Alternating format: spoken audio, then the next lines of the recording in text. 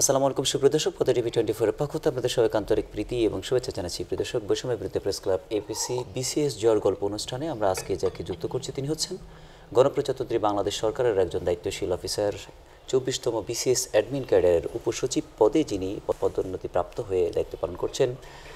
ব্রাহ্মণবাড়িয়া জেলা প্রশাসক এবং জেলা ম্যাজিস্ট্রেট হিসেবে যিনি দায়িত্বরত আছেন, সেই বিদগ্ধ একজন সফল স্বপ্নজয়ী ব্যক্তিত্ব জনাব মোহাম্মদ দিদারুল আলম আজকের অনুষ্ঠানের আলোচক। প্রিয় দর্শক, অনুষ্ঠানকে কোনো প্রশ্ন যদি আপনারা করতে চান তাহলে স্ক্রল দক্ষ নম্বর কল করলে আমরা আজকের যিনি একজন প্রজাতনের একজন দায়িত্বশীল, যিনি তার জায়গা থেকে সফল হয়েছেন, পিতামাতার স্বপ্ন সফল করেছেন এবং রাষ্ট্রের কল্যাণে রাষ্ট্রের প্রয়োজনে তিনি একজন দায়িত্বশীল ভূমিকা পালন করছেন। তার কাছ থেকে আমরা কিছু মৌলিক বিষয় জানবো, কিভাবে সফল হতে হয়। তার কাছ থেকে সে ধরনের কিছু কথা আমরা দেশ, জাতি এবং জনগণের জন্য উপস্থাপন করতে যাচ্ছি। দর্শক, আপনারা আমাদের সাথে যুক্ত থাকুন। যে যেন আপনি দর্শক শ্রোতাদেরকে জানাতেন, প্রতিটি শিশুর জীবনেই একটি স্বপ্ন দিয়ে তার পিতামাতা তাকে পৃথিবীতে বড় করান। আপনি জন্মের পর থেকে আপনার বোঝার বয়স থেকে আপনার পিতামাতা আপনাকে কোন স্বপ্ন দেখালেন বা সেই স্বপ্ন আপনি নিজেকে ধারণ করলেন, লালন করলেন, করতে করতে আজ এই পর্যন্ত এসছেন। আপনি দর্শকদেরকে জানান কি চেতনা ছিল, প্রেরণা ছিল যার ভিত্তিতে আজকে এই অবস্থায় এসছেন। আপনি যদি সেই সম্পর্কে কিছু গল্প দর্শকদেরকে জানাতেন। ধন্যবাদ। জি, আসলে বিসিএস সিভিল সার্ভিসে আসা তো আমরা এসেছি প্রায় 2005 সালে। জি, তো আমি আসলে অন্যদের মতো অত মেধাবী কখনোই ছিলাম না, আবার খারাপও ছিলাম সেটাও বলা যাবে না আর কি। আমি আমরা সেই জন্ম প্রায়, আমার তো জন্ম ঢাকাতেই, সেই 75-এ জন্ম। ছোটোবেলায় ছিলাম মিরপুরের, আপনি যেটা বলে মিরপুর 12 নম্বর, তখন কিন্তু বিহারিদের ইয়ে ছিল আর কি। তো বাবা ছিলেন মুক্তিযোদ্ধা, তো এরপরে আমরা 3 ভাই। তো আসলে বিসিএস বিষয়টা অনেক পরে আসে। আসলে ছোটোবেলায় যখন বাবা বিদেশ ছিলেন কিছুদিন, আমরা কুয়েতে ছিলাম, সেখানে গেলাম, হজ করতে গেলাম, উমরা হজ। তো সেখানেও কাবা শরীফ ছুঁয়ে আল্লাহ আমাকে ডাক্তার বানিয়ে দাও, ছোট ভাই আল্লাহ আমাকে হুজুর বানিয়ে দাও, বড় ভাই ইঞ্জিনিয়ার বানিয়ে দাও। আসলে ওই সময় একটা স্বপ্ন নিয়ে করে ওঠা। যখন আসলাম স্কুলে ভর্তি হলাম, টিচারদের দেখতাম, মনে হতো যে একজন শিক্ষক হলে ভালো হতো। তো ওটা গেল স্কুল লাইফ। এরকম মোটামুটি 1 থেকে 4-5 মধ্যেই রোল নম্বর থাকতো আর কি, কখনো 1 হয় নাই। 3-4 মধ্যেই আমার আসলে কেটেছে। এর মধ্যে এসএসসি পরীক্ষা দিলাম 91-এ, 91 সালে পরীক্ষা দিলাম, ফার্স্ট ক্লাস পেলাম। তখন তো আমাদের অবজেক্টিভ ছিল না, তখন অবজেক্টিভ ছাড়া লাস্ট ব্যাচ ওটা ছিল আর কি। তো তারপরে কলেজ লাইফ, ঢাকা সিটি কলেজে পড়লাম। তখন মনে হতো আসলে, তখনও আসলে বিসিএস বিষয়টা তখনও আসলে মেন্টালি অথবা গ্রো করে না। এগুলো আসলে হয় কি যে ঢাকা সিটিতে যদি আপনি হিসাব করেন, ঢাকা সিটির এখন অনেকেই হয়তো এখনও দেখবেন যে আসলে কালেক্টর কি, এডিসি কি, অনেকেই জানে না। ইভেন প্রাইভেট ইউনিভার্সিটিগুলো গেলে ওরা ম্যাজিস্ট্রেট কিংবা সেই ফাংশনগুলো বুঝে না, এখনও বুঝে না। এটা একটা বড় ফাংশন। সেজন্য আমাদের যে রাষ্ট্রীয় কাঠামো, এগুলোতে কিন্তু ঢাকার যে প্রাইভেট ইউনিভার্সিটিগুলো কিংবা একটু পরে যারা আছে তাদের একটু জ্ঞান কম, দেশের কাঠামো ব্যবস্থাগুলো। তার আমরা নিজেও একই অবস্থা ছিল, আমরা সেই জন্য আমরাও সেভাবে গড়ে উঠে পারিনি আর কি, যে সরকারি চাকরি করতে হবে সে। তো যখন হসপিটালে যেতাম তখন মনে হতো যে আরে একজন ডাক্তার হয়তো, নিজের ডাক্তার পরিচয় দিতে খুব ভালো লাগতো। যখন ওই ইঞ্জিনিয়ারিং ইয়েতে যেতাম কোনো অফিসে, নিজে খুব ইঞ্জিনিয়ার হলে ভালো হতো। তো সেইভাবে সিটি কলেজে পাশ করলাম। তারপরে এক বন্ধুর বললো যে একটা বছর হয়ে গেল, সিটি কলেজ কমপ্লিট করার পর একটা বছর এখানে দিব সেখানে দিব করতে করতে একটা বছর কেমনে চলে গেল। তারপরে ওই বয়সটা তো বুঝিনি, এই দুষ্টামি আছে, বন্ধু বান্ধব আছে, হ্যাঁ তুমি যাও, বন্ধু বান্ধব আছে, দুষ্টামি আছে, এগুলো করতাম। তো ওদের পাল্লায় পরে ভালো জায়গায় হলো না, খারাপ জায়গায় আবার যেতে চাই না, এইভাবে করতে করতে একটা বছর প্রায় লসের দিকে। তখন এক বন্ধু এসে বললো যে, আমার বন্ধু দিল্লি ইউনিভার্সিটিতে পড়তো আর কি। তো বললো যে বাংলাদেশের তো তোমার একটা বছর লস হয়ে গেল, কাছে দিল্লিতে চলে আসো। দিল্লি ইউনিভার্সিটি মোটামুটি ভালো ইউনিভার্সিটি, অল রিকগনাইজড। তো ওখানে আমি বললাম যে এত খরচ তো আসলে আমার বাবা মার পক্ষে। বলে না, ওটা পাবলিক ইউনিভার্সিটি, এবং ইনফ্যাক্ট ঢাকার চেয়েও কম ধরতে গেলে যদি আপনি ধরেন। আমার অ্যানুয়াল ফি টোটাল 4,500 টাকা রুপি, আর 3 বছরের মধ্যে 3,000, এই আপনি 9-10 হাজার টাকা জাস্ট আমার একাডেমিক খরচ। আদার দেন দিস যে থাকা খাওয়া মিলে প্রতি মাসে 2,000-2,500। ওই সময় বাংলাদেশে একই, বাংলাদেশে আরো কম। যেমন ওই সময় আমি যখন এক হালি ডিম খেতাম 5 টাকা, 5 রুপি, তো সেখানে বাংলাদেশে প্রায় 16 টাকা করে। তো 5 রুপিতে ধরেন 60 টাকা হতো। তো obviously they are very much cheap. সেটা তারা ওখানে চিপ, সস্তা। কলাও, সাগর কলা নিতাম 4-5 টাকা হালি, বাংলাদেশে চিপ। সেই হিসাবে দিল্লিতে আসলে খুব একটা খরচ হয়েছে তা বলা যাবে না। যাই হোক, এর মধ্যে ফার্স্ট ইয়ার থাকতেই তো মনে করেন ফার্স্ট মানে তখন কত, ফার্স্ট ইয়ার সেকেন্ড ইয়ার থাকতেই বিয়ে করে ফেললাম, প্রেম করে বিয়ে করে ফেললাম। সেটা জীবনে একটা বড় টার্নিং পয়েন্ট। মানে মানসিকভাবে যে কতটা যন্ত্রণা সেই সময়, একটা লোড, সামনে পড়ালেখা, কোন দিকে যাব, ফ্যামিলির প্রেশার। বলেন, বিয়ের কথাটি আপনি যেটি বলছেন, বিয়ে আপনার হৃদয়কে প্রশান্ত করেছে কিনা, মাইন্ড সেটআপটা একেবারে কংক্রিট করেছে কিনা, স্বপ্নগুলি একেবারে ধারণ করাটা খুব সহজ হয়েছে কিনা, এই বুড়ো মানসিকতাকে বা নানা রকম জঞ্জালাকীর্ণ মানসিকতাকে একটা বিষয় বলতে পারি যে আমি মনে করি প্রতিটা সিটিজেন যদি সে আসলে মেন্টাল স্ট্যাবিলিটির জন্য আপনার বিয়েটা এটা দরকার। মানে বয়স যখন হবে তখন, কারণ আমাদের দেশে হয় কি, আপনি একটা জিনিস খেয়াল করেন, আপনি স্ট্যাবলিশ হতে হতে 30-35 বছর হয়ে যায়, তখন হয়ে যায় কি, দেখা যায় যে আপনি তখন হয়তো বা সেরকম মেয়েও পাওয়া যায় না, কিংবা মানে কাপল ঠিক সেরকম আসে না আর কি। হ্যাঁ, তখন আমার পরিচিত অনেকে মানে দেখা যাচ্ছে যে তার রুচি মতো সে যেটা চাচ্ছে সেটা আসলে হয়ে ওঠে না। এনিহাও সেই সময়টা হয়েছে কি যে আপনার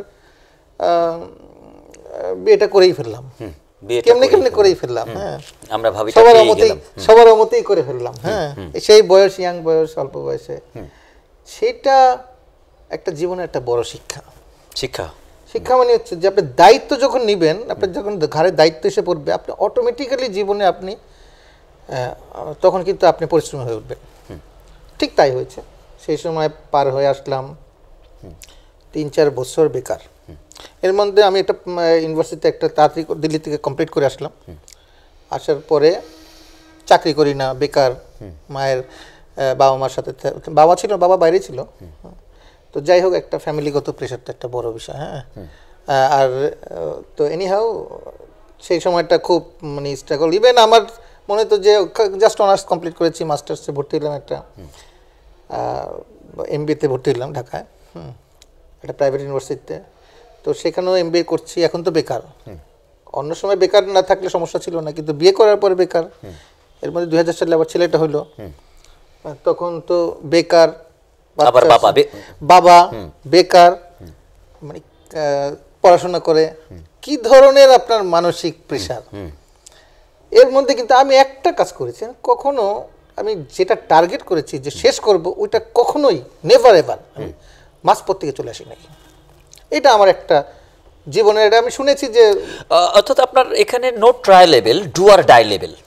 হ্যাঁ, আমি কখনো কোনোদিনও মানে মাঝপথে হাল ছাড়ি নাই, কোনোদিনও না। এটা আমার, আপনি বলতে পারেন যে কোনো সময়, এখনো কোনো কিছু যে কাজ ধরলে ওটাকে আমি শেষ করতেই হবে। তাহলে আমরা যদি এখানে একটি কথা আছে, কঠিন প্রশিক্ষণ সহজ যুদ্ধ, বিষয়টি এরকম হয়ে গেছে কেন? অর্থাৎ স্ট্রাগলগুলি আপনাকে আপনার পথ চলার ক্ষেত্রে অনেক সহজীকরণ করেছে। আমি কেন বলি আপনাকে, যে তারপর দেখা গেল আপনার যে আমার আবার আইটিতে খুব ইয়ে ছিল, কম্পিউটারে একটু ইন্টারেস্ট ছিল, আমি নিজেও খুব টাইপ করতাম, আমার এইগুলো নিজে গিয়ে শিখতাম। ইভেন দেখেন আমি প্রাইমারি স্কুলেও পরীক্ষা দিয়েছি, কারণ আমার কাজ করতে হবে।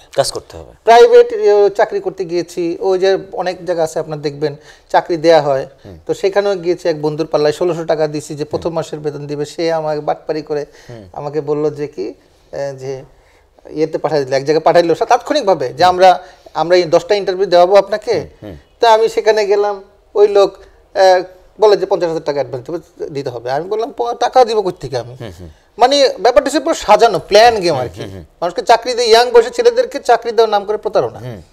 মানে আমি টাকাটা দিলাম, সে দেওয়ার পরে আমার এটা ছিল, হ্যাঁ আমরা একজন ফোন করলো, পোস্ট খালি আছে, হ্যাঁ খালি আছে, এখনই যান, এই পাশে 3-4টা দোকান পরে, ওটা জাস্ট দোকান একটা।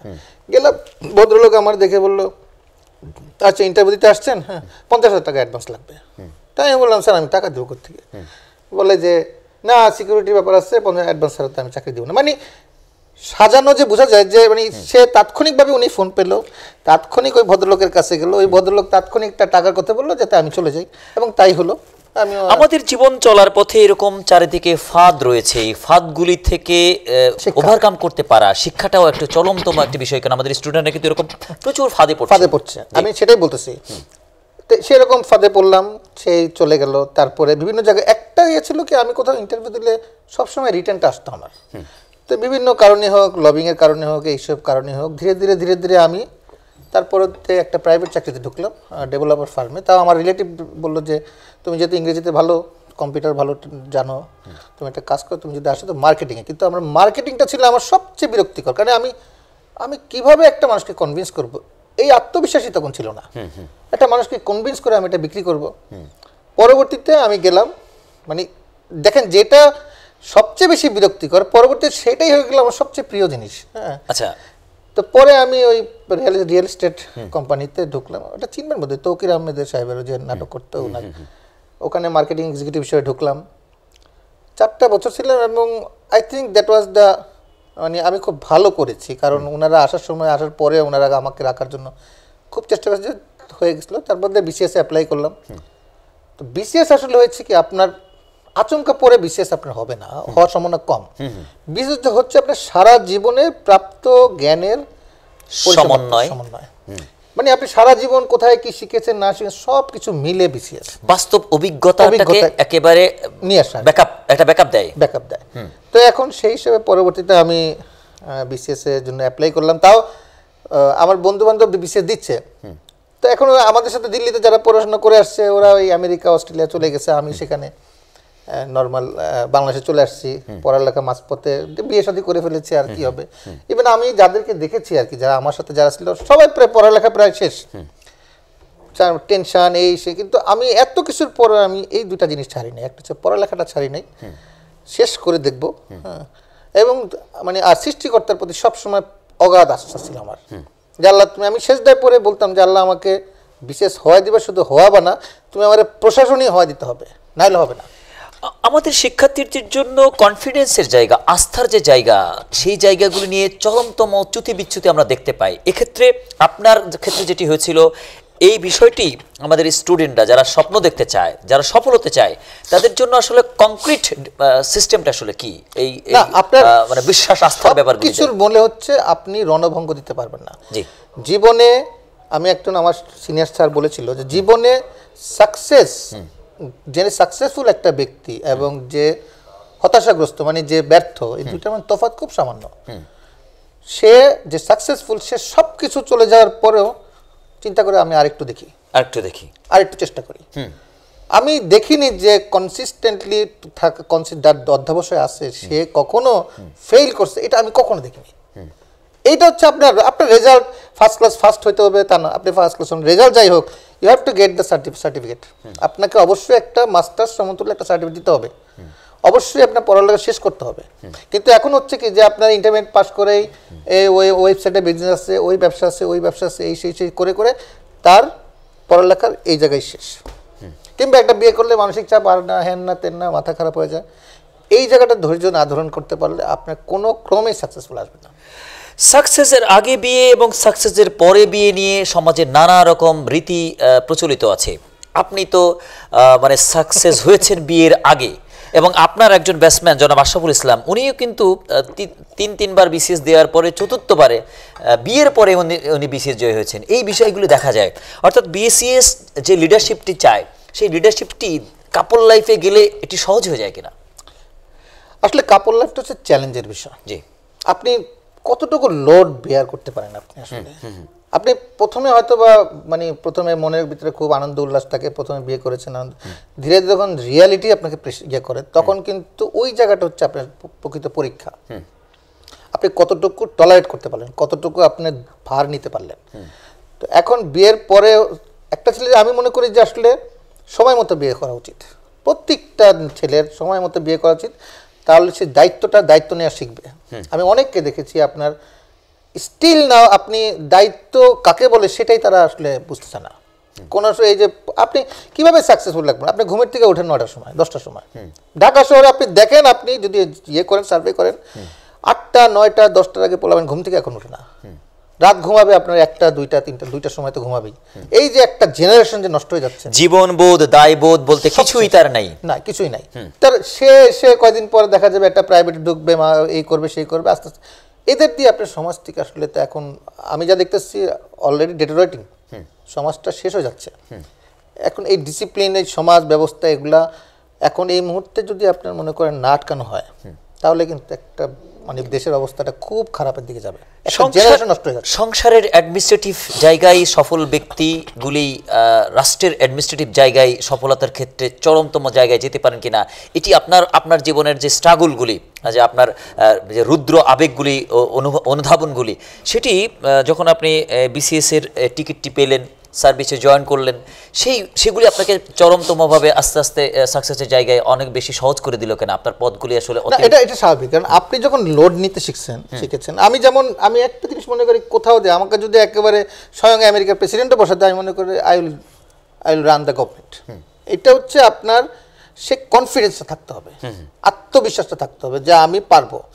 সংসার লাইফে একটা লোড আপনি নেওয়ার মতো সেই ক্যাপাসিটিটা হয়ে যায়। একটা ছেলে যখন দায়িত্বশীল হয় তখন তার চিন্তা আসে যে আমি কিছু করব, আমার কিছু করতে হবে। যখন সন্তান থাকে যে, তখন কিন্তু মানুষের মানসিকতা চেঞ্জ হয়ে যায়। তো এইটা একটা বড় বিষয়, সংসারটা একটা বড় বিষয়, এটা থাকতেই হবে। একটা ছেলে আমি মনে করি, আমি এখনো বলি যে বয়স হয়েছে বিয়ে দিয়ে দাও, এটা হচ্ছে এক কথা। আরেকটা যেটা হচ্ছে ইসলামই তো আছে, আপনি যে যদি তুমি ইনকাম করো তুমি বিয়ে করে ফেলো, না হলে তুমি রোজা রাখো, এটা কিন্তু হাদিসের কথা। তো আমি যেটা মনে করি পারিবারিক লাইফে ওটা একটা বড় বিষয়। তারপরে যখন প্রথম চান্সেই আমাদের লাকিলি প্রথমবারই আমি শুধু সেজদা পরে বলতাম যে আল্লাহ আমাকে, আমি আর দ্বিতীয়বারেরটা পরে তুমি আমার প্রথমবারই হওয়াবা এবং প্রশাসনই হওয়াবা, টার্গেটে প্রশাসনই হওয়াবা। আমার তো মানে নেশা চলে গেল যে না, আমি জীবনে একবার এটা অ্যাটাস্টেড করবোই। তো একদম স্রষ্টার সাথে সৃষ্টির মিলবন্ধনের যে জায়গাগুলি, অর্থাৎ যে রিলিজিয়নেই সে ট্রাস্ট করুক না কেন, ফেথ করুক না কেন, তার স্রষ্টাকে যদি সে আলিঙ্গন করতে পারে, ওন করতে পারে, এবং ঐকান্তিক বিশ্বাস আস্থার জায়গা থেকে যদি সে নিজেকে কংক্রিটলি সাকসেস আসবেই। আপনার এটা this is one kind of massive মানে মেডিটেশন। এই যে নামাজ আমরা পড়ি, নামাজটা হচ্ছে একটা মেডিটেশন। আল্লাহ তাআলা এভাবেই তৈরি করে দিয়েছে, আপনাকে মাথা স্থির করতে হবে। এই যে বলি যে ধৈর্য, আপনি যদি আমি যদি সেখানে রণভঙ্গ করতাম তাহলে আর আমি আগাইতে পারতাম না। আমি সেইভাবে এবং রণভঙ্গ করিনি, আল্লাহ আমাকে একটু নিয়ে আসছে। তো এই জন্য আমি বললাম যে প্রথমবারই আমি হয়েছে এবং আল্লাহর রহমতে প্রথমবারই আমার আর দ্বিতীয়বার দেওয়া লাগেনি আর কি। আমি কখনো কোচিংও করিনি। ইভেন মজার ব্যাপার কি জানেন, যে আমার বাসায় যেহেতু আমরা সবাই বড় হয়ে গেছি, 3 ভাই 3 ভাই বড় হয়ে গেছে, আমার বাসায় একটা পড়ার টেবিল ছিল না। আমি সকালে ওই প্রাইভেট জব করতে যেতাম, তারপরে বিকালে প্রাইভেটে MBA করতে যেতাম, আসতাম সেই শুক্রবার থেকে ঢাকা। তখন তার আপনার উবার কিছু নাই, ওই রিক্সা করে শুক্রবার সেখান থেকে ফার্ম গেট ওই টেম্পুতে রাত 10টা বাজে, সেখান থেকে আবার BRTC-তে দৌড়ে উঠতাম 1 টাকা দিয়ে সেই পল্লবী। মানে একদম রাত 11টা বাজতো, পড়ার সময় কই, রাত্রেবেলা সারাদিন অফিস করে সারাদিন এই রাস্তা করে রাত 11টার সময় বাসায় আসতাম। বাসায় আসার পরে গোসল করে খাওয়া দাওয়া করবো কখন, তারপরে তো বাচ্চা একটা আছে, তারপরে এর মধ্যেই বইয়ের পাতা মেলাতে মানে চোখে ঘুম, বিছানায় শুয়ে এর মধ্যেই মনে করি শুয়ে, কারণ পড়ার টেবিল নেই আমার বাসা, কারণ পড়ার টেবিল পড়ার ছেলে পড়ার কেউ নাই। তো সেই অবস্থা থেকে আসা, আমি অবাক হই যে আসলে কি অবস্থা থেকে এখন পোলাপানে এত সুযোগ সুবিধা পায়। আপনি আপনার জায়গা থেকে আপনাদের অনুধাবন যে জায়গাগুলি পেয়েছেন, স্রষ্টাকে লালন করেছেন, ধারণ করেছেন, নিজের জায়গায় নিজেকে নৈতিক মূল্যবোধের জায়গাগুলি আপনি যথাযথ ঠিক রাখতে চেয়েছেন। আমাদের প্যারেন্টসরা তাদের সন্তানদেরকে যারা স্বপ্নজয়ী করাতে চান, সফল করতে চান, তারা এই সমস্ত জায়গায় তাদের সন্তানদেরকে কিভাবে আসলে রান করাতে পারেন বা কিভাবে তাদের লাইফটাকে টার্ন করাতে পারেন? গাইডেন্স আসলে আপনি পড়াতে পারবেন না। বাবা আমি আমার 4-এ পড়া ছেলের পড়াই এখন বুঝি না, অনেক কিছু আছে যেগুলো ইংরেজি মিডিয়ামে পড়ে, যেগুলো অনেক কিছু আমি কিছু বুঝি না। আসলে পড়ানোটা বিষয় না, আপনি তাদেরকে কিছু গাইড দিতে হবে এবং এমন রেগুলার আপনি সারাক্ষণ নিয়ে বসে থাকা, এই যে বর্তমান যেগুলো করতেছে, হয় কি যে সারাক্ষণ তারা একটা জেলখানা মনে করতেছে, এবং পরে দেখা যায় কি যে তারা ওই যে যখন ছুটি পায়, যখন তারা স্বাধীনতা পায়, তখন আর তারা রেকলেস হয়ে পড়ে, তখন আর আপনি তাকে খুঁজে পাবেন না। ওই দেখা যায় তখন তার কোনো কিছু চিন্তা করে না। নিয়ম হচ্ছে আপনি কিছু গাইডলাইন দিয়ে দিবেন, যে বাবা এটা করলে এটা, আমি খুব করি যে আমার ছেলে একটা ইউনিভার্সিটিতে পড়ে, আমার বড় ছেলে কিন্তু ইউনিভার্সিটিতে পড়ে, এখন 4th ইয়ারে পড়ে, সিভিল ইঞ্জিনিয়ারিং পড়তেছে, মেজর ছেলেটা A লেভেল দিচ্ছে, হয়ে গেছে অলরেডি, ছোটটা ক্লাস 4-এ পড়ে। তো বিষয়টা হয়েছে কি যে আপনার, আমি কিন্তু সম্ভব না আমার পক্ষে করা। একটা জিনিস দেখতে হবে, দুইটা জিনিস, একটা মিথ্যা বলার অভ্যাসটা বন্ধ করাতে হবে, এবং চুরি করাটা, যে এই দুইটা জিনিস সবচেয়ে বড় অপরাধ, না বলে কিছু নিয়ে যাওয়াটা কারো কাছ থেকে অমতে। আল্লাহর মতে আমি কিন্তু দেখেন, আমি কিন্তু সারা বছর বাইরে বাইরে থাকি, কিন্তু আমি ছেলেদের এটাই বলতাম যে নৈতিক শিক্ষাটা খুব গুরুত্বপূর্ণ, রেজাল্ট একটা আসবে। নৈতিক শিক্ষা গুরুত্বপূর্ণ, সন্তানের জন্য আমি নৈতিক শিক্ষা শিখাতে চাই, কিন্তু আমি প্যারেন্টস, আমার নৈতিকতা নাই, আমি গালাগালি করছি, আমি বিবাদ করছি, আমরা হাজব্যান্ড ওয়াইফে দ্বন্দ্ব করছি, এমন জায়গায় নিজের সন্তানকে স্বপ্ন দেখানোটা আসলে উচিত কিনা? আগে নিজের জায়গা থেকে যে অসঙ্গতিগুলি রয়েছে প্যারেন্টসদের। চ্যারিটি বিগিনস এট হোম, একটা কথাই তো আছে, আপনার ঘর থেকে শুরু করতে হবে। এখন সমস্যা হচ্ছে ঝগড়াঝাটি কোন ফ্যামিলিতে না চলে, সেটাও আপনি দেখবেন, যা তারাও ঠিক ওইভাবেই মেনে নিবে। কিন্তু বিষয়টা হলো যে নৈতিক শিক্ষা তো অবশ্যই দরকার, আপনাকে তো তারা শিখবে, এখন না হলে বলার সুযোগ পাবেন না যে আপনিও তো অন্যায় করেছেন, আপনিও তো অবৈধ পয়সা ইনকাম করতেন। আমি দেখা যায় ইচ্ছা করেও, যেখানে ছেলে মেয়েদেরকে 100 টাকা দিলে 10 বার খবর নেই, এই তোর 100 টাকা দিচ্ছি, যদিও এখন বয়স হয়েছে, তারপরে আমি ওই চুল কাটতে গেছে, আমি কালকে 100 টাকা দিয়েছি, যে এই চুল কাটছো 100 টাকা দিচ্ছি, আবু আমার কিছু টাকা দাও, ইউনিভার্সিটিতে পড়ে। কিন্তু বিষয়টা হলো আমি তাকে কখনো ছেলে মেয়েদেরকে আপনি পয়সাটা কামাই করতে গেলে যে কষ্ট করে কামাই করতে, সেটা বুঝতে দিতে হবে। অর্থাৎ দায়িত্বের হাত ছাড়া যাবে না, দায়িত্বের হাত দিয়ে তাকে ধরে রাখতে হবে। আপনি পয়সা কষ্ট করে কামাই করতে হয়, এটা বুঝতে হবে। পয়সা ইনকাম যদি সহজ চিন্তা করে যে না চাইলে হাত চাইলে পাওয়া যায়, তখন কিন্তু আর রাখা যাবে না। পয়সাটা কষ্ট করে ইনকাম করতে হয়, আপনি কষ্ট করবেন। যাই হোক, এরপরে তো আর বিসিএসে চলে আসলাম, সেই ভোলায় ছিলাম প্রায় 5 বছর। যেহেতু আমার বাবা ছিলেন বাইরে, মামা খালা তো নাই, মানে সেরকম লবিংও নাই, কাজে প্রথম পোস্টিং এই ভোলায়, সেখানে প্রায় 5 বছর একসাথে একটা জেলায়, যেখানে কোনো বিদ্যুৎ কোনো সময় 40 ওয়াটের বেশি পাইনি, 40 ভোল্ট 40-50 ভোল্টের বেশি বিদ্যুৎ নাই। একবার 2বার মাত্র মাননীয় প্রধানমন্ত্রী ছিলেন তখন, খালেদা জিয়া ছিলেন, তো উনি থাকতে একবার ফুল ভোল্টেজে কারেন্টটা পেলাম, আর একবার দ্বিতীয়বার 2বার গিয়েছেন, 2বারই ফুল ভোল্টেজে কারেন্ট ছিল ওই 2 দিন। এই 5 বছরে এই 2 দিন ফুল ভোল্টেজে ওই জেলায় কারেন্ট পেয়েছি। হ্যাঁ, একটা ছোট রুমে ছিলাম, আমি ছিলাম, আমার ব্যাচমেট 2জন ছিল।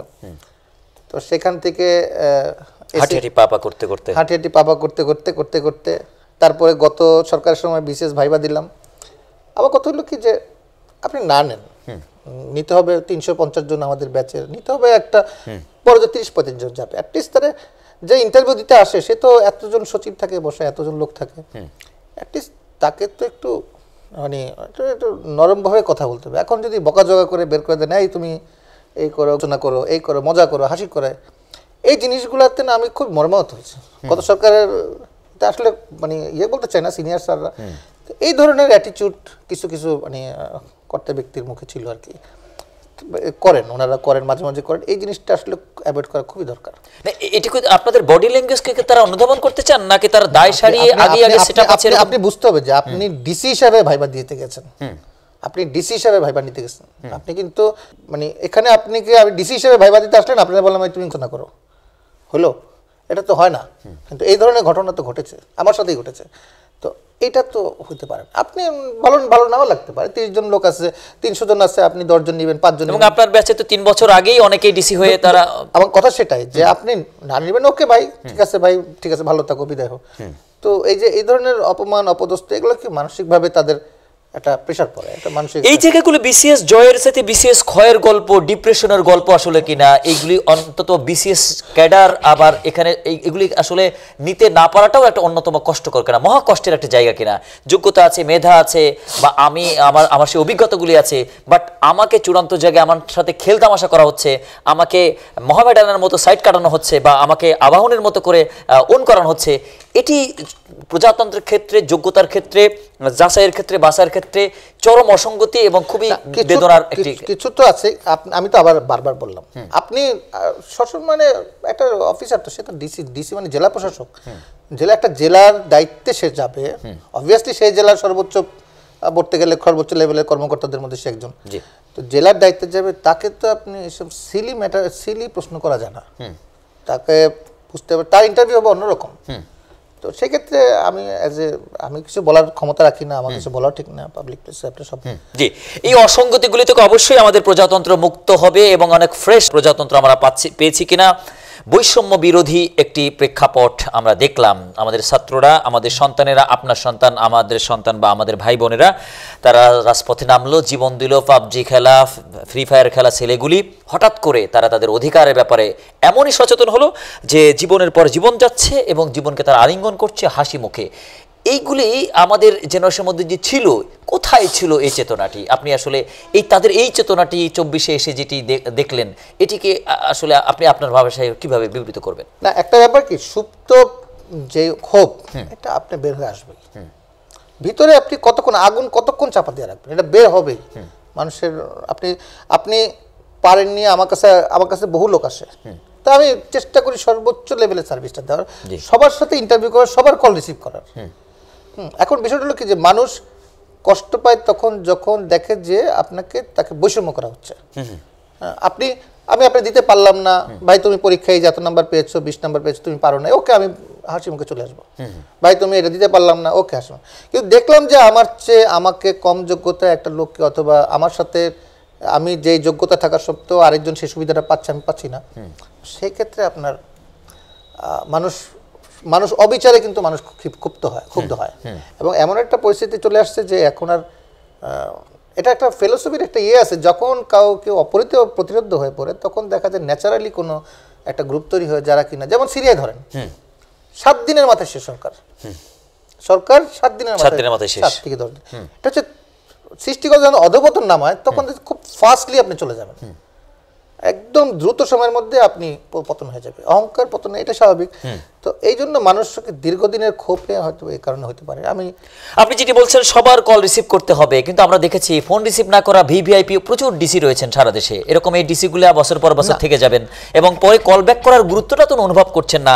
হাসি মুখে সার্ভিস না দিয়ে মেজাজকে প্রেজেন্ট রেখে, সংসারের গ্যাঞ্জামটাকে সার্ভিসে এনে তিনি তার মেজাজি হয়ে প্রজাতন্ত্রের সাধারণ ব্যক্তিদের সাথে কথাগুলি বলছেন, এটি আসলে অ্যালাউ করার মতো। আমি একটা কথা বলি আপনাকে, ব্যাপারটা হচ্ছে কি, আমাকে যখন একটা লোক কল করে, এটা আপনি নর্মালি আমি চিন্তা করি, আমি ব্যক্তিগতভাবে যদি কারো ডিসিরে ফোন করে, আমি কিন্তু গল্প করার জন্য ফোন করবো না, রাইট, আর সাহস নিয়ে করবো, খুব কষ্টে আছি, খুব সমস্যা আছি, তখনই করবো। অথবা আমি মাঝে মাঝে কিন্তু 2-1জনটা রিসিভ করি না, তাও আছে। যখন দেখলাম যে লোকটা যে একটা ব্যাপারে ফোন করেছে, একবার কথা বলেছে এবং সেই ব্যাপারটা আমার হাতে না, যেমন ধরেন আপনি একটু উদাহরণ দিই, আমার কাছে কিছুদিন আগে প্রায় ফোন আসছে কি, ওই যেটা আপনার এসিল্যান্ড পর্যায়ের সমাধানযোগ্য কিংবা ইউনো পর্যায়ের সমাধানযোগ্য, তো ওরা করে কি, প্রথমেই জেনে শুনে অনেক সময় দেখা যাচ্ছে ফোন করে, স্যার এই হচ্ছে, তাই বললাম আপনি কি ইউনোকে ফোন করেছেন? না করেন। এসিল্যান্ডের ভূমি সংক্রান্ত সমস্যা, ফোন করেছেন? না করেন। তাহলে আপনি আগে ওদের কাছে যান, এই প্রতিষ্ঠানগুলো, না স্যার আপনি একটু বলে দেন। কিন্তু আমার কথা হলো 9টা উপজেলা, আমি যদি 9 জনকে 90 জন যদি ফোন করে, আমি যদি আমার কাছ থেকে যদি আমি ওদেরকে বলি বা এটা করে, তাহলে আমার জন্য বার্ডেন, আর ওই প্রতিষ্ঠানগুলো যেগুলো আছে তাদের জন্য তো সমস্যা। সবই যদি আমি ইয়ে করি, আপনার তো নির্ধারিত একটা স্টেশন আছে, সেখানে আপনি যদি ন্যায় বিচার না পান, তখন আপনি আমার কাছে আসেন। আপনার এসিল্যান্ড অফিসে বিচার পাচ্ছেন না, ইউনোর কাছে যান, ইউনোর বিচার পাচ্ছেন না, তখন আপনি আমার কাছে। আমি যদি সবাইকে বলে দিতাম, তাহলে তো ওরা ঘোড়া নিয়ে ঘাস খাওয়ার মতো হয়ে গেল আর কি বিষয়টা। মিষ্টতার, শিষ্টতার, ব্যবহারের, সুব্যবহারের জায়গাগুলি প্রজাতন্ত্রের যারা দায়িত্বশীল, যারা চেয়ারে দায়িত্বশীল, তারা আসলে কতটা এগুলিকে কেয়ার করা উচিত বলে আপনি মনে করছেন? না, এটা খুবই দরকার কি, একটা মানুষ যে আপনি সব দিতে পারবেন তা না, কিন্তু আপনার পক্ষে সব দেওয়া সম্ভব না, রাইট। কিন্তু আপনি তাকে সুন্দরভাবে বুঝিয়ে দেওয়াটা হচ্ছে বিষয়। অনেকে বুঝতে চায় না, এটা আমরা তো বাংলাদেশ, বিদেশ থেকে তার লোক আনতে পারবেন না, লোকটা তো বাংলাদেশি। এই 15 বছরের যারা আছে তো সুবিধা নিচ্ছে, তারা কি সবাই চলে গেছে? তারা সবাই না, মেজরিটি পার্সেন্ট রয়ে গেছে। তো এখন বিষয়টা হচ্ছে যে আপনি সবাইকে সব দিতেও পারবেন না, আপনার উচিত হচ্ছে যে আপনি আপনার পলিসি হচ্ছে আপনি হাসি মুখে তাকে বুঝিয়ে দাও এবং তাকে শেষ করে দাও। এই বিষয়টা এখানে, যাতে আমি পারলাম না ভাই, এই কারণে আমি পারলাম না, একটু বুঝাই দিলে আমি ব্যক্তিগত মনে করলাম হ্যাঁ যৌক্তিকভাবে হয়তো বা উনি বলেছেন। যেমন কিছুদিন আগে, আজকে সকালেও আসছে যে একটা বালু উত্তোলনের একটা বিষয় আসছে, আমি নিজে একটু কনফিউশন, আমার রেভিনিউকে ডাক দিলাম যে কি অবস্থা, সে বুঝাই দিল যে এটা এই আইনে এটা কভার করে, ওনারা কিন্তু হাসি মুখে চলে গেছে। বুঝলো যে আপনাকে at least you have to convince the, মানে যে সুবিধাভোগী যে আসবে তাকে কনভিন্স করা উচিত যে আমি এই কারণে পারি নাই। কিন্তু আপনি যদি তাকে কথা না শুনে বিদায় করে দেন, ওই যে চাপা ক্ষোভ, এগুলো থেকে একসময় বাস্ট হয়।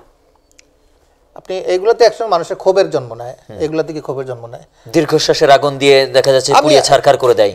কে আমার কাছে আসবে? আমার কাছে একটা লোক আসছে কি সারাদিন ফেলে দিকে আমার কাছে আসছে, অবশ্যই তার কোনো প্রয়োজন আছে, রাইট, অবশ্যই তার কোনো বাধ্যবাধক, আমি কেন আরেকজন অফিসে সারাদিন বসে থাকবো?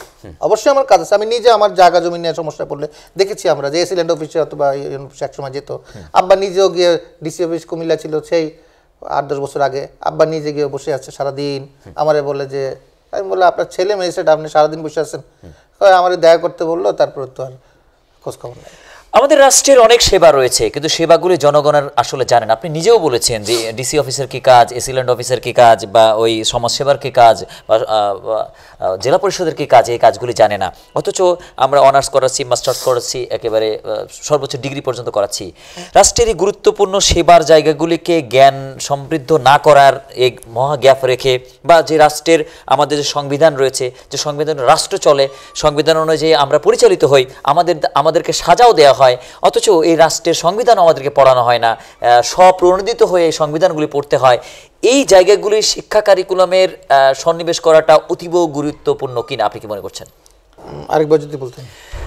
আমরা যেমন আমাদের মন্ত্রণালয় রয়েছে 7টি, মন্ত্রণালয়ের বিভিন্ন শাখা প্রশাখা রয়েছে, সেগুলি আমরা জানি না। জেলা প্রশাসনে কোন কোন সেবা একজন সাধারণ নাগরিক পেতে পারে সেটি নেই। জেলা পরিষদের কাজ সেখান থেকে কি উপকার পেতে পারে, বা সমাজসেবা থেকে কি উপকার পেতে পারে, এরকম অনেক সেক্টর আছে। বা ভূমি আইনের ব্যাপারগুলি কি কি, কোন ব্যাপারগুলি কাজ করা যেতে পারে, এইগুলি কিন্তু আমাদের কোনো টেক্সট ইন করা নেই। বা আমরা আমাদের রাষ্ট্র যে সংবিধানে চলে, আমাদের মৌলিক বা আলোকবর্তিকা বা আমাদের পথনির্দেশক, আমাদের কম্পাস হিসেবে যে সংবিধান আমাদের প্রতিটি নাগরিকের জানা দরকার, মৌলিক আইনগুলি জানা দরকার, এই না জানার কারণে আমরা ভুলবশত অপরাধ করে ফেলি বা এটাকে লঘু মনে করে অপরাধ করে ফেলি। সেই জায়গাগুলিতে শিক্ষা কারিকুলামে একটা বিরাট গ্যাপ রেখে আমাদের সার্টিফিকেশনের ব্যবস্থা করা হচ্ছে কিনা, এই জায়গাগুলি অতীব গুরুত্বপূর্ণ পয়েন্ট কিনা, যেগুলি আসলে আমাদের শিক্ষা কারিকুলাম ইনক্লুড করা আপনি মনে করছেন কিনা? না, অবশ্যই অবশ্যই অবশ্যই। এটা আপনাদের এই আমাদের প্রবলেম তো হচ্ছে যে আমি যখন ল্যান্ডে যাব, আমি যখন প্রতিটা মানুষের কিন্তু জায়গা জমি নিয়ে আইন কানুন নিয়ে কিন্তু একটা না একটা অভিজ্ঞতা হয়। প্রত্যেকটা লোকের বাড়ি ঘর নিয়ে ঝামেলা থাকে। হয়তো ফ্ল্যাট কিনলেন, আপনি ঢাকায় থাকেন, ফ্ল্যাট কিনলেন কীভাবে নামজারি করতে জানেন না, তারপর দেশটা কীভাবে চলতেছে, এই জিনিসগুলো আসলে আমি খুবই মানে মাঝে মাঝে অবাক হই যে এই বিষয়গুলো আসলে আমাদের সাবজেক্টিভ ম্যাটার হয় না, আমাদের সাবজেক্টের মধ্যে থাকে না। তো এটা অলরেডি মনে হয়, এটা আমার যতটুকু ধারণা যে এটা ইনকর্পোরেট করার চেষ্টা চলছে। বিশেষ করে ভূমি আইন তো একেবারে খুবই গুরুত্বপূর্ণ।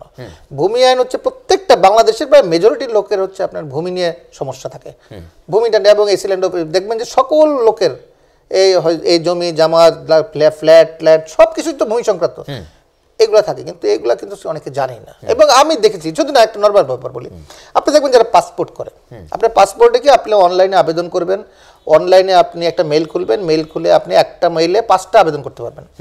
আপনি আবেদন করবেন অনলাইনে আপনার ডেট দিয়ে দিবে, সব ফর্ম ফিল আপ করবেন, অনলাইন ছবি তোলা ডেট দিয়ে দিবে, সেই ছবি তুলে আসলেন, অনলাইন গিয়ে ছবি তুলে আসলেন, আপনাকে একটা ডেট দিয়ে দিবে যে এই তারিখে আপনি পাসপোর্ট নিয়ে যাবেন।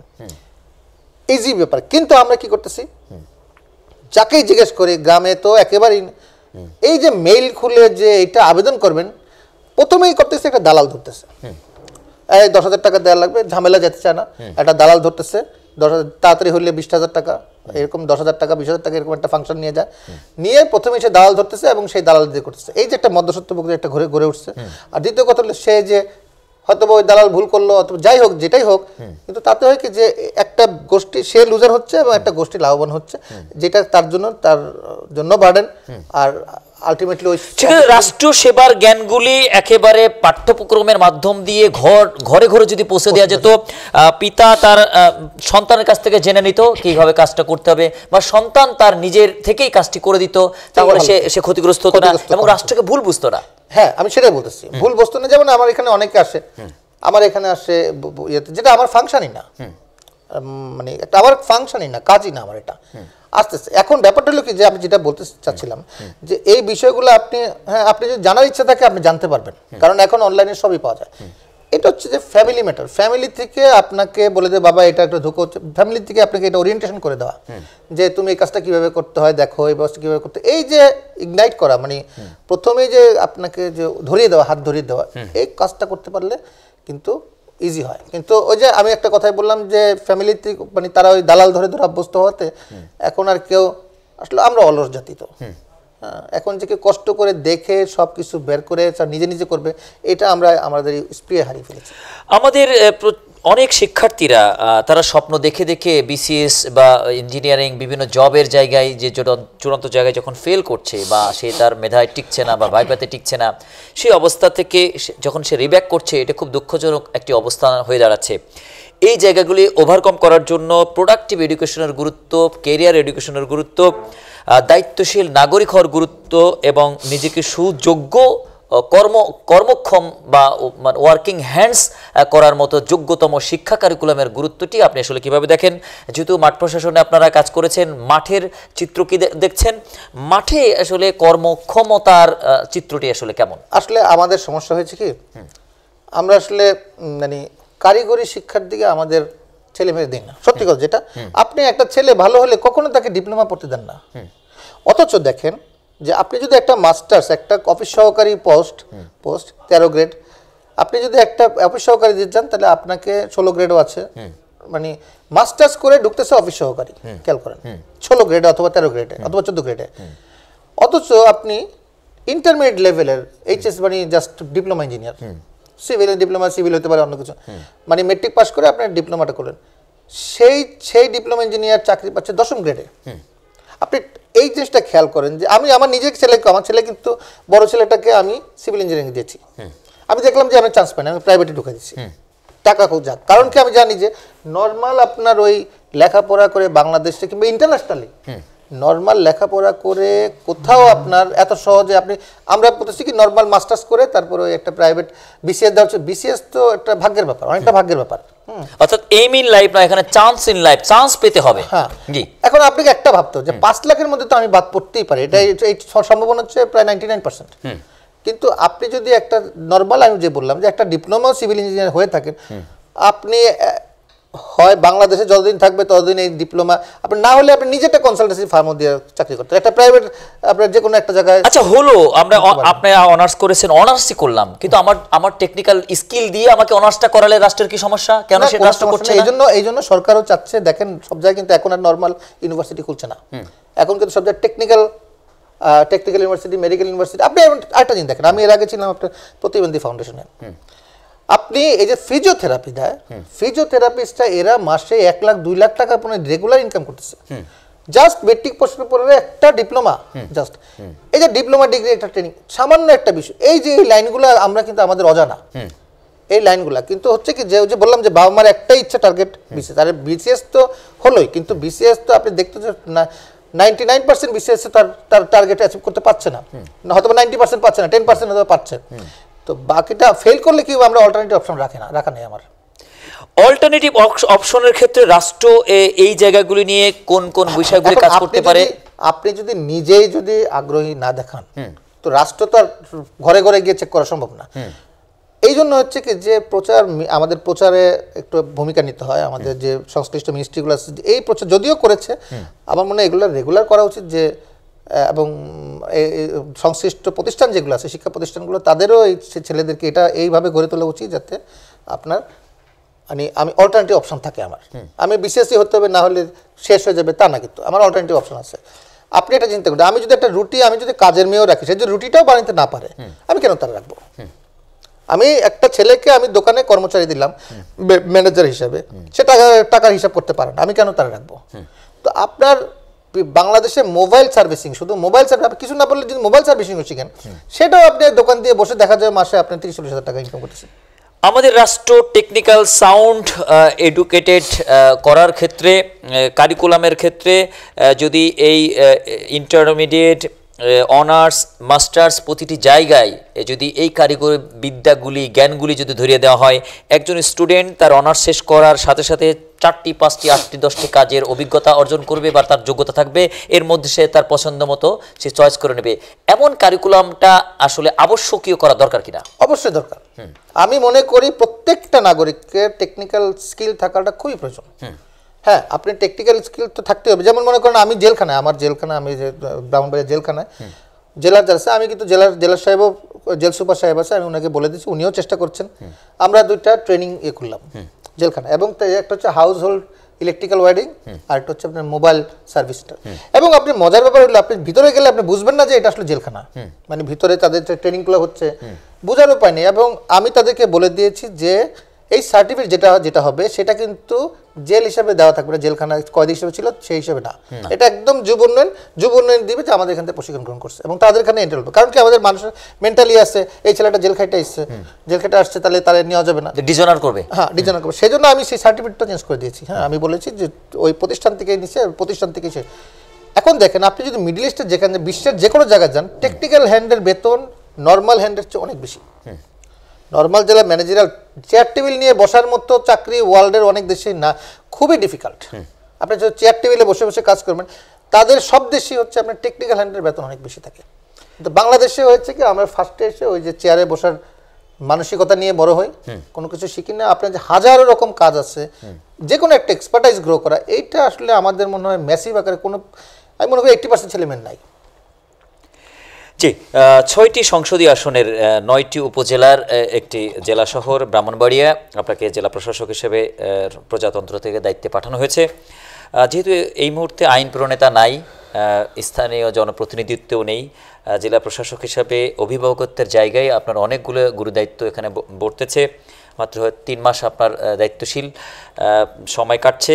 কি কি রূপকল্প আপনি রেখেছেন, কিভাবে উন্নয়নের পরিকল্পনা রেখেছেন, এবং যতদিনই দায়িত্ব পালন করবেন আদর্শ ব্রাহ্মণবাড়িয়া গঠনের ক্ষেত্রে আসলে কতটা অভিভাবক সুলভ ভূমিকা আপনি রাখছেন বা কি পরিকল্পনা আপনার রয়েছে? আচ্ছা, একটা এটা বিষয়টা হচ্ছে এখানে এই জেলায় বলতে গেলে আমি খুবই শান্তিতে আছি। আমি আল্লাহর কাছে হাজার শুকরিয়া। আমরা যতটা মনে করি যে ব্রাহ্মণবাড়ির নাম শুনলে যে সবাই এক ধরনের একটা হাঙ্গামার জেলা, আমি দেখি এর চেয়ে আমার আশেপাশে অনেক জেলার বেশি আছে।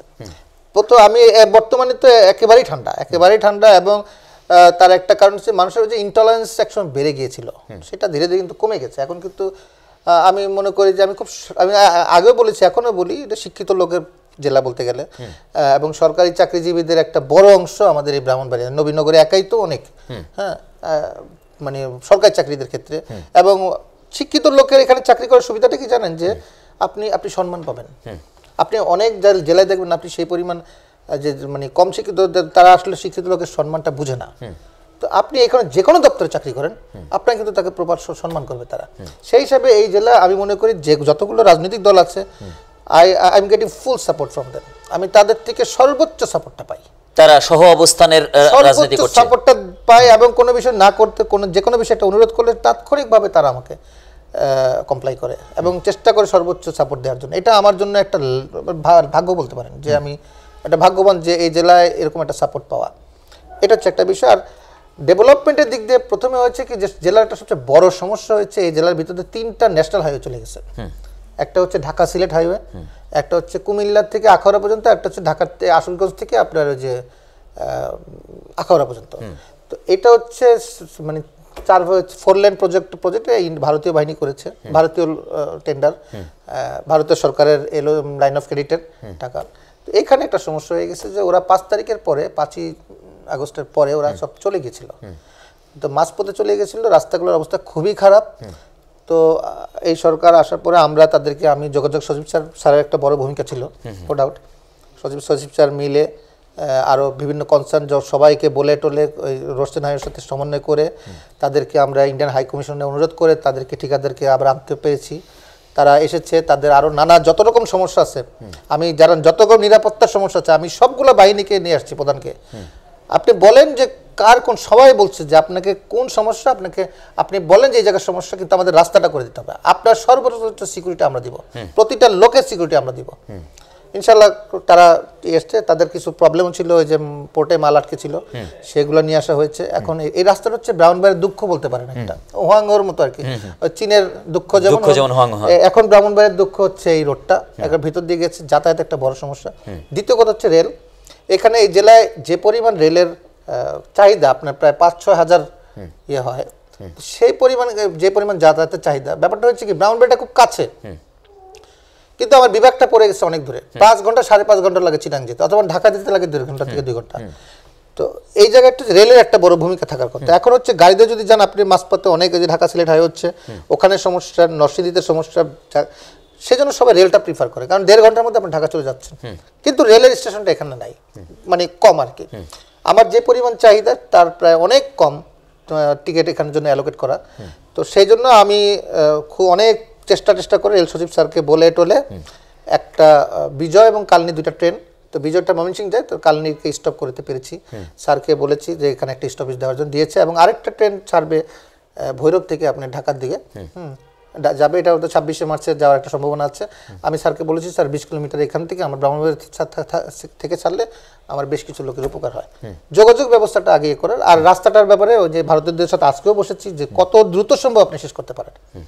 আমাদের যোগাযোগ একটা বড় বিষয়। আর এই জেলার শিক্ষা প্রতিষ্ঠানগুলো সবগুলোই একটা দুঃখজনক যে এরকম একটা জেলায় অনেক জেলায় আপনার ইউনিভার্সিটি করে রেখেছে কিন্তু ছাত্র নাই, পড়াতে পারছে না।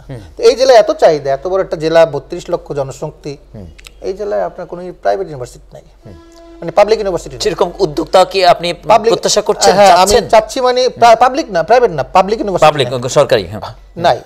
তো আমি সেজন্য লিখেছিও, প্রতিবার আমার এফসিআর রিপোর্টও দিয়েছি। আমি চেষ্টা করছি যে একটা টেকনিক্যাল, মানে সেটা নর্মাল না, বিজ্ঞান ও প্রযুক্তি ইউনিভার্সিটি এবং মেডিকেল কলেজ, এই দুইটা যেটা এই ধরনের ইউনিভার্সিটি যাতে একটু ইয়ে করা যায়, সেজন্য আমরা সর্বোচ্চ চেষ্টা করছি আর কি। জেলা প্রশাসনের এবং দায়িত্ব পালন করছেন, আপনার দায়িত্ব পালনকালীন কোন দায়িত্ব পালনের কাজটি আপনাকে হৃদয়গ্রাহী একটি স্বস্তি দিয়েছে, বা যেটি অন্যরকম ভালো লাগা, জীবন চলার পথে মাঝে মাঝেই স্মৃতিপটে ভাসে, যেটি আপনাকেও শিখিয়েছে, আপনার কাজ আপনাকেও আসলে খুশিতে ভরপুর করেছে, বা দুঃখ বিরহ বিধুরতার দিকে নিয়ে গেছে, এরকম দু একটি চিত্র? না, জেলা পরিষদের মাত্র অভিজ্ঞতা 4 মাস, তেমন কোনো অভিজ্ঞতা আমার হয়নি। তো মানুষের জন্য কিছু করতে পারলে এমনিও খারাপ লাগে না, খুব ভালোই লাগে। এটা একটা বড় অ্যাচিভমেন্ট। আমার একটা ভালো হয়েছে, আমার কিছু ভালো অফিসার পেয়েছি, ভালো একটা এনভায়রনমেন্ট, এবং প্রতিটা ডিপার্টমেন্টে একটা ভালো সাপোর্ট পাই। এটা একটা আমাকে মনে হয় যে চলার পথে খুব, মানে আমার শক্তিটা যোগায় আর কি, যে আমি যাকেই যে কোনো বিষয়ে একটা রিকোয়েস্ট করলে সেটা আমি খুব ভালোভাবে পাচ্ছি। আর সাধারণ মানুষের ক্ষেত্রে যেমন মনে করেন শীতকাল আসলো, এই যে শীত আসছে, কম্বল আসছে, আমি বলেছি একটা কম্বলও এখানে তো অবশিষ্ট থাকবে না, সব দিয়ে দাও। কারণ আমার শীত চলে গেলে আমি গরমকালে আমি কম্বল দিয়ে কি করবো গরিবরা।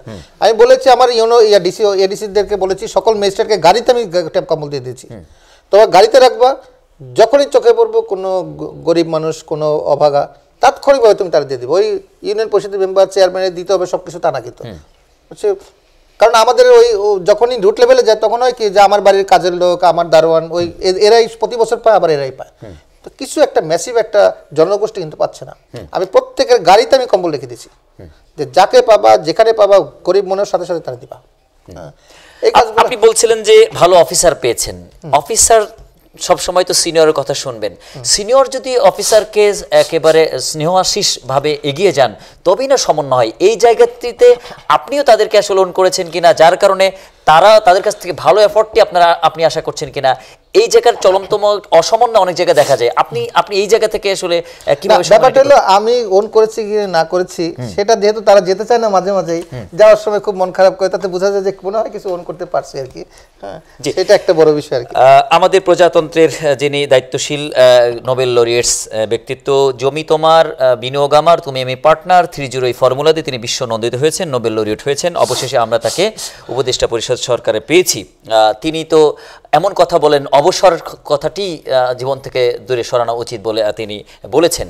আমাদের রাষ্ট্রের জন্য ডক্টর মোহাম্মদ ইউনূসের যে মৌলিক কথাগুলি, তার যে থিমগুলি, সেটি আমাদের জনগোষ্ঠীর জন্য কতটা আসলে গুরুত্বপূর্ণ থিম দিতে পারে, কতটা আসলে তাদেরকে মেক করতে পারে, বা কতটা ওন করতে পারে? না, উনি তো আর এমনি এমনি নোবেল পুরস্কার পাননি। জি, মাননীয় প্রধান উপদেষ্টা উনি তার যোগ্যতা দিয়ে পেয়েছেন। আমরা আসলে অনেক সময় হয় কি, এগুলা অনেক কিছু প্রকাশ হয়নি, অনেক সময় বন্ধ করে রাখা হয়েছে, অনেক এনিহাও ওনার সবগুলো তো আমরা অনেকে জানি না।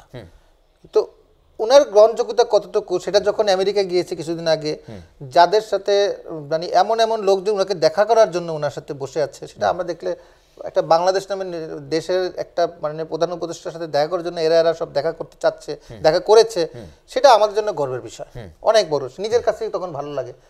আপনার আমার দেশের প্রধান তাদের সাথে বসে আছে, তাদের সাথে গল্প করে, তাদের সাথে তারা ক্লিনটনকে দেখলাম মাননীয় প্রধান উপদেষ্টার গলায় ধরে আছে, খুব ক্লোজ ফ্রেন্ড। একটা আমেরিকার একটা প্রেসিডেন্ট এই ধরনের অন্তরঙ্গতা তাদের মানে আমাদের সরকার প্রধান, এটা আমাদের জন্য গর্বের বিষয়। এটাকে আমরা আসলে কাজে লাগাতে পারি কিনা, বিশেষ করে আমাদের জব মার্কেটটা আসলে বিশ্বব্যাপী ছড়িয়ে দেওয়ার জন্য তার যে গুরুত্বটি আছে, আমরা যদি সেইভাবে অ্যাফোর্ড করে দেশ থেকে ভালো করে এভাবে আমি আপনাকে সেই প্রথমে আবার নিয়ে যাচ্ছি। জি, সেটা হচ্ছে মাননীয় প্রধান উপদেষ্টা মনে করেন যে উনি হওয়ার পরে ওনার বন্ধু ইব্রাহিম মালয়েশিয়ার যে প্রধানমন্ত্রী, উনি আসলে দেখা করে 25,000 না কত হাজার আপনার লোক পেন্ডিং ছিল, ওটা কিন্তু উনি ছেড়ে দিলেন। এখন কথা হইলো আমি আপনাকে দিব, আমি আপনাকে লোকের কাজ দিব, আপনার লোককে আসলে আমি কি কাজ দিব? খেজুর গাছ ওই আপনার ওই পাম গাছ কাটার জন্য দিব? রাইট। তো আমি যদি দেই, আমার যদি লোকে পারে, আমার তো সেই মানে সেই দক্ষ জনবলটা দরকার। তো সেইটার জন্য কেউ আসলে হয়েছে কি যে নিচু ছোট কাজ করতে শিখতে চায় না, সবাই প্রথমেই টার্গেট নেয় বিশেষ করব সবাই। এই যে একটা চিন্তা ভাবনা, এটার জন্য হয়েছে কি আপনার এই যে কর্মমুখী শিক্ষাগুলো না থাকাতে আমাদের যাচ্ছে কি, আপনি যদি মিডল ইস্টে যান, আপনি যদি মালয়েশিয়া সিঙ্গাপুর যান, যত লোয়েস্ট কাজগুলো আছে আপনি দেন, মিডল ইস্টে যান, যত লোয়েস্ট কাজগুলো সুইপার এগুলো দেখবেন বাংলাদেশি। কেন? আমার লোক ওখানকার ম্যানেজার হতে পারে না, আমার লোক ওখানকার সুপারভাইজার হতে পারে না, অবশ্যই পারে, সিঙ্গাপুরে পারে না, আমার লোক, আমরা একই তো বাংলাদেশ, শ্রীলঙ্কান, ইন্ডিয়ান একই তো ইয়ে, তারা হচ্ছে ম্যানেজার, তারা হচ্ছে সব কিছু। আমি জীবনে মনে একবার একটাই মন ভালো লাগছিল যে আমি সুইজারল্যান্ডের জুরিকে বোধহয় একটা হোটেলের মালিক ছিল বাংলাদেশি আর কর্মচারীটা ছিল ইন্ডিয়ান। তো সেই জীবনে একটাই ভালো লাগছিল যে এই জিনিসটা দেখে যে যাক আমার আমি একটা বিদেশে আমার বাংলার বিজয় দেখেছি, আমার বাংলাদেশের বিজয় দেখেছি। আর নাহলে কোথাও দেখি না, মানে সব জায়গায় দেখি যে আমার দেশ শ্রীলঙ্কানদের সাথে পর্যন্ত শ্রীলঙ্কানরা ম্যানেজার, আমার লোক কর্মচারী, ফিলিপাইনিরা ম্যানেজার, আমার লোক কর্মচারী, কিংবা সুইপারে কাজ করতেছে দেখা যায় সুপারভাইজার ওই শ্রীলঙ্কা, ইন্ডিয়ান, ফিলিপাইন, এরা আমার দেশের লোক। কেন? আমরা কিসের অযোগ্যতা? প্রথমত লেখাপড়া তো ডেটোরেট করেছে, এটার বিষয়ে প্রচুর এই মুহূর্তে ম্যাসিভ আকারে কোনো সুযোগ দেওয়া যাবে না পোলাপানকে। পোলাপান হচ্ছে সুযোগ দিলেই মাথা উঠবে। প্রতিটি জেলা প্রশাসন এই জায়গাগুলি আসলে কিভাবে ওরিয়েন্টেশনের মাধ্যমে একেবারে ক্লাসে ক্লাসে, স্কুলে স্কুলে, কলেজে কলেজে, ভার্সিটিতে ভার্সিটি আসলে মেসেজগুলি পৌঁছে দিতে পারে। এটা হচ্ছে কি যে এখন তার জেলা প্রশাসন তো এককভাবে সম্ভব না, তার উইং আছে, তারা সব সর্বত্র জানে। আমি নিজেও ভিজিট করি যখন এগুলোকে বলি, কিন্তু আমার তো একটা স্কুল না, এখানে শত শত স্কুল, কাজে প্রত্যেকের অর্গানকে কাজে লাগিয়ে অর্গানকে দায়িত্ব নিতে হবে। এখন যেটা হচ্ছে যে আমার একটাই যেটা হচ্ছে কর্মমুখী শিক্ষাটা খুবই দরকার।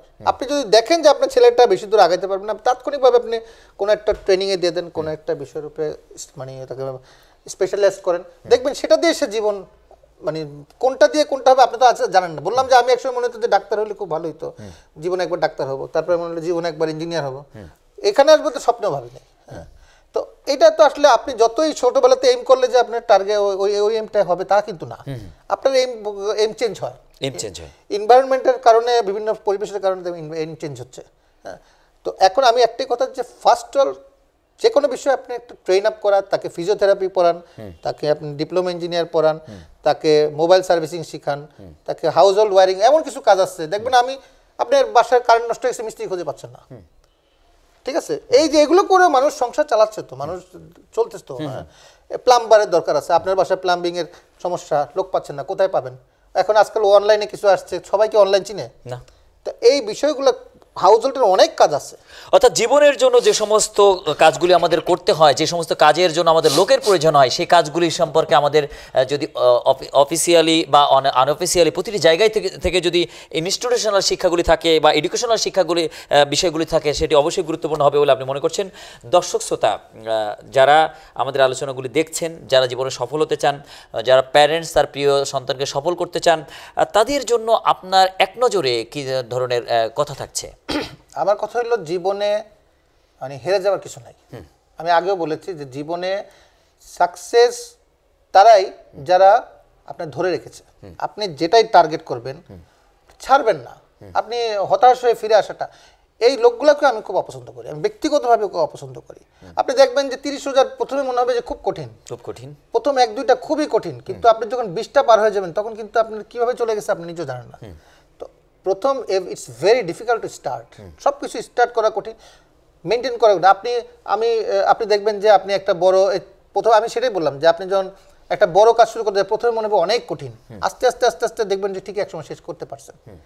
এই জিনিসটা আমার প্রত্যেকটা লোকের দরকার। কনসিস্টেন্সি না থাকলে আপনি কোথাও আগাইতে পারবেন না, ধৈর্য না থাকলে, ইসলামও তো বারবার বলে যে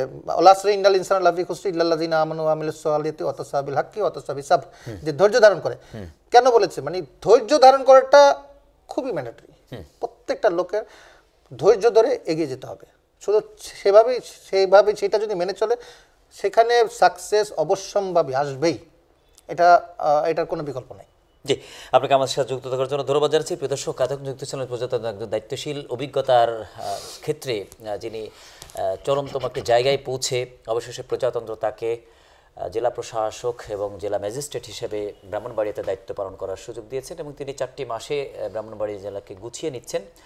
এই জেলার মানুষের ব্যাপারে অনেক কথা থাকলেও তিনি তার জায়গা থেকে এই যে জেলার মানুষকে যেভাবে ওন করেছেন, যেভাবে এই জেলার মানুষ তাকে সহাবস্থানের একটা সুন্দর সুপরিবেশ দিয়েছেন, সেটি নিঃসন্দেহে সারা দেশের মানুষের কাছে একটি মেসেজ হিসেবেই যাচ্ছে বলেও সাধারণ মানুষ মনে করছে।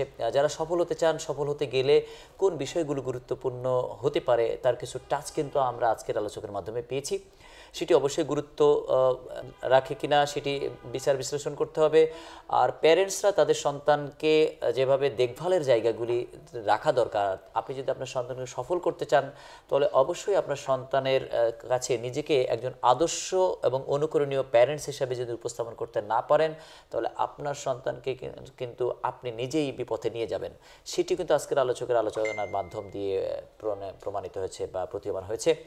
আমাদের রাষ্ট্র টেকনিক্যাল স্কিল ওরিয়েন্টেড এডুকেশনের গুরুত্ব দিয়ে আমাদের রাষ্ট্রের জনগোষ্ঠীকে সুশিক্ষায় শিক্ষিত করতে পারে এবং তাদেরকে টেকনিক্যাল সাউন্ড ওরিয়েন্টেড কোয়ালিটিফুল কেরিয়ার রিলেটেড প্রোডাক্টিভ এডুকেশনের ব্যবস্থা করে তাদেরকে স্বপ্ন দেখতে বা দায়িত্বশীল নাগরিক হতে বা পরিবারের দায়িত্বশীল একজন ব্যক্তি হওয়ার ক্ষেত্রে ভূমিকা রাখতে পারে।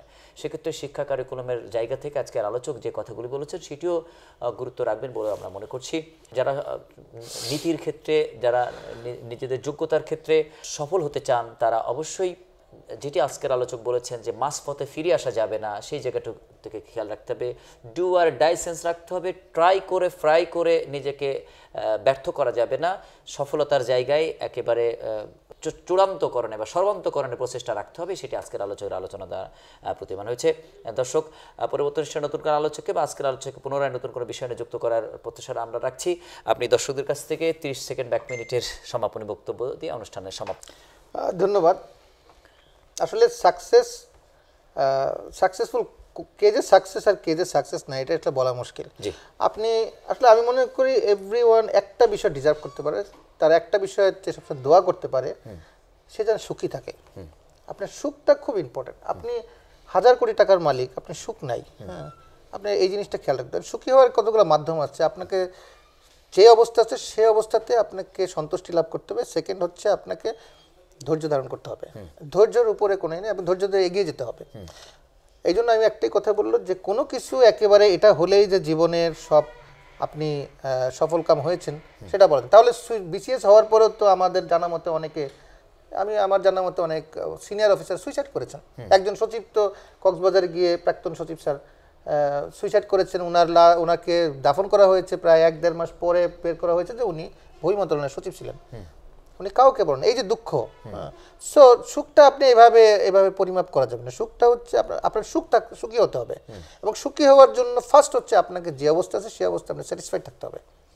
আপনাকে স্যাটিসফাইড থাকতে হবে। আর জীবনে উন্নতি করতে চাইলে একটা বিষয় আমি আগেও বলেছি, বারবারই বলি, কখনো মাঝপথে হাল ছাড়া যাবে না। আপনি result, what ever the result, আপনি একটা মাস্টার্সের সার্টিফিকেট নিতে হবে, আপনার একটা ট্রেনিংয়ের কিছু শিখতে হবে। সময় যাবে, আমাদের ধৈর্য নাই। আমি একটা জিনিস শুরু করার 5 মিনিটের মধ্যে আমি অন্যদিকে চিন্তা করি। চিন্তাটা একদিকে রাখতে হবে। আর যে কোনো বিষয় ফাঁদে পাড়া দেওয়া যাবে না, যে কোনো প্রলোভনে পাড়া দেওয়া যাবে না। পরিশ্রম ছাড়া কোনো বিকল্প নেই। There is no other way except কঠোর পরিশ্রম। কঠোর পরিশ্রম ছাড়া কোথাও কোনো বিকল্প নেই। উন্নতি করতে চাইলে পরিশ্রম করতেই হবে। এটাই আমার শেষ কথা।